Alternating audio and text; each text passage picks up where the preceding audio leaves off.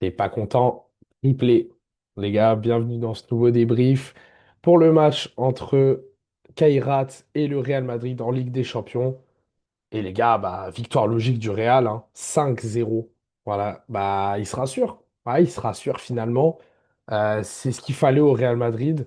Voilà, bon, ça m'embête un petit peu qu'ils mettent un score aussi élevé, mais bon, les gars, en même temps, c'est parfaitement logique. Ils jouent contre une équipe du Kazakhstan à l'autre bout de la planète, à une équipe qui n'est même pas connue. Bon, bah voilà, on s'y attendait un peu. On s'y attendait un peu, mais malgré tout, une première mi-temps en demi-teinte pour le Real Madrid. Une première mi-temps en demi-teinte parce que à la mi-temps, il n'y avait que 1-0 sur un penalty. Franchement, ça montrait que le Real, ils osaient pas y aller en fait. Ils osaient pas attaquer, ils osaient pas. Je pense qu'il y avait encore l'Atlético dans la tête où ils avaient peur de se manger une contre-attaque, etc. Et du coup, ils osaient pas trop y aller. Et en fait, bon, dès que le deuxième but a été mis, voilà, c'est là qu'ils se sont lâchés en fait. Et voilà, donc comme je l'ai dit, bah, triplé de Kylian Mbappé, encore lui, il est à son cinquième but en 2 matchs. Les gars, c'est effrayant. C'est effrayant. Il est sur un nuage. Il est tout seul dans son monde. Personne ne peut le bouger. Personne peut s'élever à son niveau actuellement. En tout cas, pas au Real Madrid. Mais enfin bon, bref. Il me semble que c'est Mbappé, c'est 15 buts et 2 passes décisives en 11 matchs, toutes compétitions confondues. C'est extraordinaire. Le début de saison de Kylian Mbappé, il est extraordinaire. Voilà. Bah voilà. Il s'est totalement adapté, les gars. Il s'est totalement adapté au Real Madrid. Ça y est, maintenant, c'est son Real. C'est pas le Real de Vinicius, c'est pas le Real de Bellingham, c'est son Real Madrid. Et les gars, personne va le bouger maintenant. Il est titulaire indiscutable. Même s'il fait un mauvais match, personne ne lui en voudra parce que ça sera un mauvais match sur tous les autres, en fait. Mais Kylian Mbappé, ça y est, il est tout seul dans son monde en tout cas. Donc voilà, triplé de Kylian Mbappé sur les 3 premiers buts. Après, derrière, il sort. Xabi Alonso le fait sortir pour le faire reposer, ce qui est normal.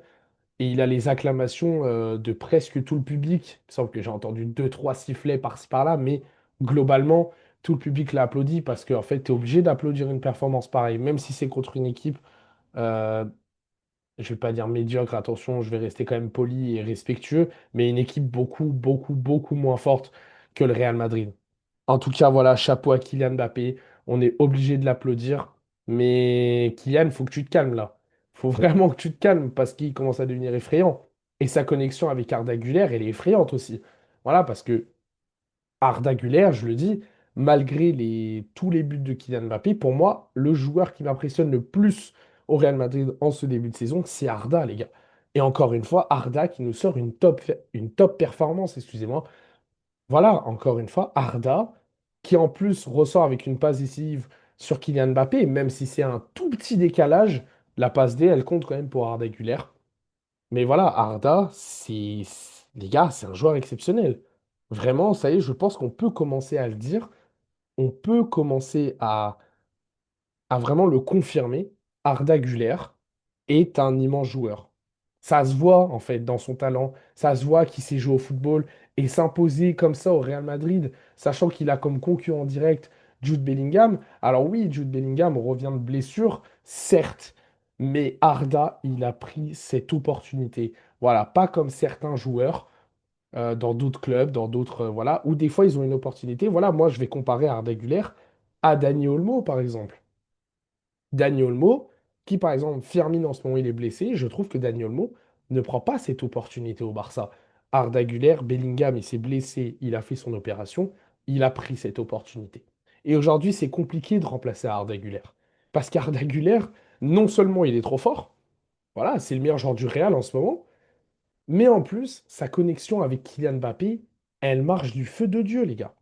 Ils sont trop forts tous les deux. Mais j'ai l'impression que il y a Arda Güler et Kylian Mbappé et il y a le reste du Real Madrid en fait. Parce que le reste du Real ne joue pas un jeu vraiment flamboyant. Mais ces deux-là, ils y arrivent trop. Ils y arrivent trop ensemble. C'est une dinguerie. Bref, voilà. Donc passe D d'Arda Güler, passe D de Thibaut Courtois aussi sur le deuxième but de Kylian Mbappé. Voilà, donc un dégagement lointain et Kylian qui est totalement démarqué qui en profite et qui va tranquillement mettre le 2-0. Voilà, c'est là aussi où Kylian s'est grandement amélioré, je trouve, cette saison avec le Real Madrid. C'est le fait de se démarquer et surtout de ne pas être hors jeu. Voilà, il ne se précipite pas. Voilà, il va dans la bonne zone au bon moment, en fait. Et c'est là où, pareil, Kylian Mbappé, je trouve qu'il y a eu une nette amélioration cette saison. Mais voilà, bon, bah, évidemment, Kylian Mbappé, homme du match, hein. Je pense qu'il n'y a même pas, il y a même pas besoin de décrire pourquoi.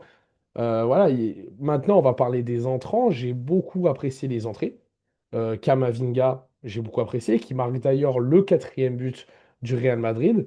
Voilà, donc de toute façon, à ce moment-là, c'était déjà fini. À partir du deuxième, c'était déjà terminé pour moi. Brahim Diaz, qui, pareil, j'ai beaucoup apprécié son entrée et je trouve qu'il a plus montré que Mastantuono aujourd'hui, sachant que Brahim n'a pas beaucoup de minutes dans les jambes cette saison. Voilà. Mais il marque également son petit but à la dernière seconde, voilà, cinquième. Un très beau but d'ailleurs, franchement. Ce deuxième poteau, frappe rasante, etc.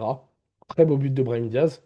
Mais moi, mon entrée préférée, et je dis, les gars, même s'il n'a pas été décisif ce soir, c'est Rodrigo, les mecs. Rodrigo, et on va encore revenir sur le cas Rodrigo-Vinicius, parce qu'en fait, c'est incroyable, mais dès que Rodrigo il rentre en jeu, bah il est fort. C'est ça le truc, c'est qu'il est fort. Voilà. Et je suis désolé, moi perso, je trouve que Vini n'a pas été impactant aujourd'hui. Et c'est triste à dire parce que Vini, en plus, enfin, il est titulaire. Il est titulaire indiscutable, etc. Mais, encore une fois, le match de Vini n'a pas été flamboyant. Il a fait un bon match parce que c'est, enfin, c'est un petit club en face. Oh là là, j'ai oublié le nom du club, je suis désolé, les gars. C'est un petit club en face. Donc voilà, évidemment qu'il a de l'espace, évidemment que voilà, il a failli faire une passe D sur Kylian, Kylian qui la rate totalement. Voilà, c'est pas un match exécrable de Vinicius. Mais je trouve que par rapport à la rentrée de Rodrigo, excusez-moi, oh là là, par rapport à la rentrée de Rodrigo, Rodrigo a montré des choses qui font plaisir. Qui font plaisir, en tout cas aux supporters adverses, parce que moi ça me fait pas plaisir. Mais Rodrigo qui provoque, qui dribble, qui réussit tous ses dribbles et qui honnêtement mérite la passe D sur Kylian Mbappé si Arda ne fait pas son mini décalage qui aurait rien changé. Mais bon, pour moi, c'est limite une passe D de Rodrigo, vu que c'est lui qui fait 95% de l'action qui rentre dans un mini espace. Je sais même pas comment il passe. Mais bref, franchement, Rodrigo, j'ai énormément apprécié son entrée. En tout cas, voilà, le Real se rassure. Maintenant, à voir en championnat comment ça va se dérouler. Je sais pas contre qui joue à la prochaine journée. Les gars, j'ai pas le calendrier en tête. Je vous mens pas. Mais le Real doit se rassurer en championnat. Voilà, bon, moi évidemment, j'espère qu'ils vont perdre des points, bien sûr, surtout avant le Classico, ça serait pas mal qu'on leur mette une petite avance quand même. Comme ça, on est assuré voilà, on est assuré mentalement. Mais voilà, ce qui va surtout nous rassurer mentalement, nous les Barcelonais, c'est si on gagne contre Paris demain, parce que ça peut définitivement changer une saison. Je le dis, si on gagne demain, notre saison, elle est lancée. Et là, je dirais que je serais très rassuré pour la suite. Maintenant, attention à ne pas chuter parce que moi, je me souviens la saison dernière où on avait gagné contre le Bayern et contre le Real et derrière en Liga, on a chuté. Voilà, donc bref, revenons sur le Real Madrid. Donc le Real Madrid doit maintenant se rassurer en Liga parce que, ok, là, ils ont gagné 5-0, mais t'es mal club en face, tu vois. T'es mal club en face. Voilà, il faut quand même une meilleure équipe pour se rassurer, pour qu'ils reprennent du poil de la bête, comme ils l'avaient fait au début de la saison, où ils étaient à 100% de victoire, invaincus, etc. Voilà, mais pour l'instant, je pense que la gifle prise contre l'Atlético Madrid le week-end dernier, je pense que c'est encore là. Je pense que c'est encore dans la tête. Je pense que voilà, ce soir, c'était plus bah les gars, venez, on se détend, et etc. Mais je pense que l'Atlético, c'est encore là. Et il va falloir se relever ça pour le Real Madrid. Parce que sinon, ça peut être très compliqué mentalement. Et derrière, il y a le Classico qui arrive dans même pas un mois. Donc voilà, en espérant bien sûr que le Barça va le remporter. Bref, en tout cas, les gars, j'ai pas grand-chose. Ah si, si, si, excusez-moi. Je voulais parler du fameux penalty euh, que Ceballos a provoqué. Alors moi, personnellement, bon, bah, déjà de base, l'arbitre a sifflé penalty. Puis ensuite, il est allé voir la VAR et il a retiré le penalty. Et moi, les gars, je suis désolé, on le voit au ralenti, Ceballos, il touche le joueur. Il empêche le joueur de potentiellement faire une passe ou une frappe. Je suis désolé, mais pour moi, il le touche, il y a pénalty. Et c'est dommage parce que je trouve ça un petit peu cruel. Ça n'aurait pas changé la physionomie du match en soi. Je pense que le Real, dans tous les cas, aurait gagné. Mais je trouve que c'est un petit peu cruel, déjà qu'ils se font malmener entre la 10e minute et la 92e, 93e, je trouve ça un petit peu cruel, sachant qu'il y avait pénalty mérité pour moi, de leur retirer le pénalty. Mais bon, après, comme je l'ai dit, ça change pas la physionomie du match. Donc en soi, le Real aurait gagné et peut-être qu'il y aurait eu 4-1 ou 5-1 au lieu de 5-0. Voilà, donc ça change pas énormément de choses. Maintenant, encore une fois, on parle encore d'arbitrage, même sur un match comme ça. Et c'est dommage parce que voilà, bon, c'est pas la faute du Real pour le coup, mais pour moi, il y avait totalement penalty et à chaque fois, c'est avec eux en fait.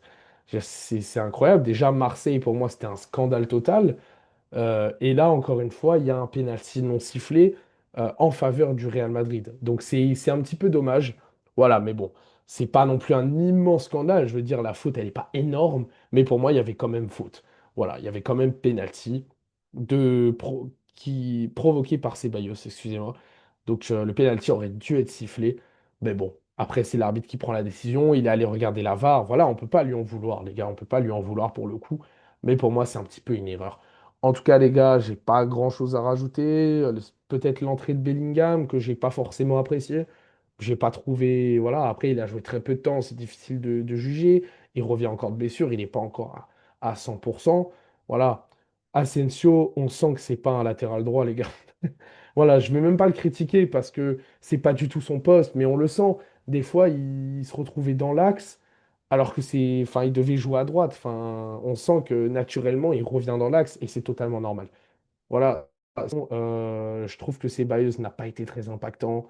Voilà, j'avais dit que Ceballos était peut-être une meilleure chose que Valverde actuellement à ce poste-là.